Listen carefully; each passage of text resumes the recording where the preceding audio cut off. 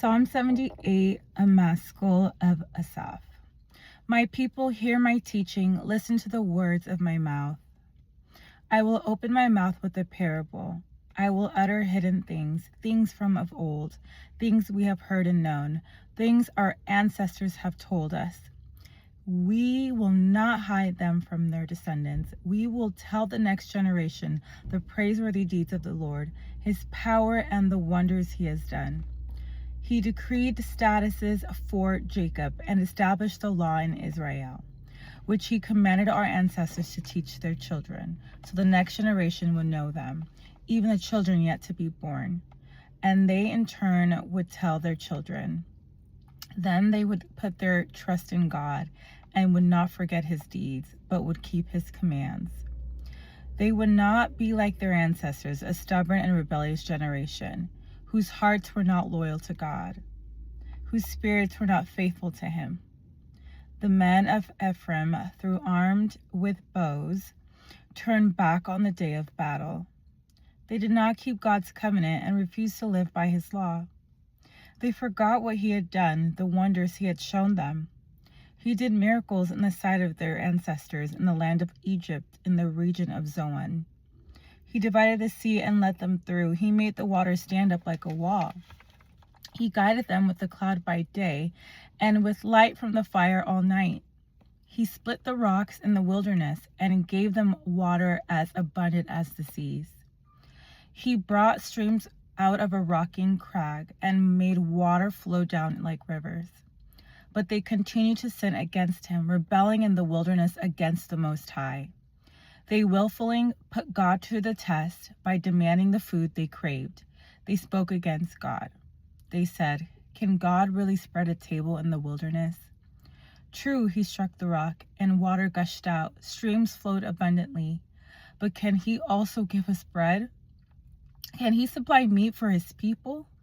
When the Lord heard them, he was furious. His fire broke out against Jacob, and his wrath rose against Israel, for they did not believe in God or trust in his deliverance. Yet he gave a command to the skies above and opened the door of the heavens. He rained down manna for the people to eat. He gave them the grain of heaven. Human beings ate the bread of angels. He sent them all the food they could eat. He let loose the east wind from the heavens, and by his power made the south wind blow. He rained meat down on them like dust, birds like sand on the seashore. He made them come down inside their camp, all around their tents. They ate till they were gorged. He had given them what they craved. But before they turned from what they craved, even while the food was still in their mouth, God's anger rose against them. He put to death the sturdiest among them, cutting down the young men of Israel. In spite of all this, they kept on sinning. In spite of his wonders, they did not believe. So he ended their days in futility, and their years in terror. Whenever God slew them, they would seek him. They eagerly turned to him again. They remembered that God was their rock, their God Most High was their Redeemer. But they would flatter him with their mouths, lying to him with their tongues. Their hearts were not loyal to him.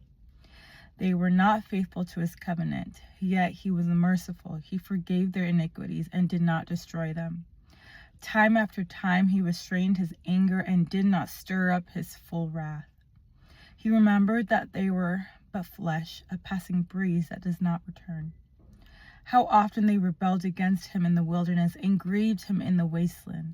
Again and again they put God to the test. They vexed the Holy One of Israel.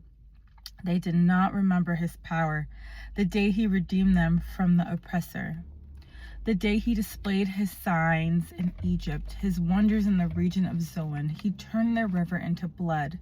They could not drink from their streams. He sent swarms of flies that devoured them, and frogs that devastated them. He gave their crops to the grasshopper, their produce to the locust. He destroyed their vines with hail and their sycamore figs with sleet. He gave over their cattle to the hail, their livestock to bolts of lightning. He unleashed against them his hot anger, his wrath, indignation, and hostility, a band of destroying angels. He prepared a path for his anger. He did not spare them from death, but gave them over to the plague. He struck down all the firstborn of Egypt, the firstfruits of manhood in the tents of Ham. But he brought his people out like a flock. He led them like sheep through the wilderness. He guided them safely so they were unafraid, but the sea engulfed their enemies. And so he brought them to the border of his holy land, to the hill country his right hand had taken. He drove out nations before them and allotted their lands to them as an inheritance. He settled the tribes of Israel in their homes, but they put God to the test and rebelled against the Most High.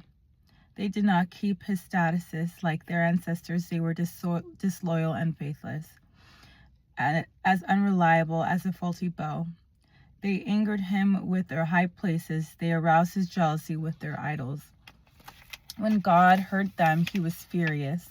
He rejected Israel completely. He abandoned the tabernacle of Shiloh, the tent he had set up among humans.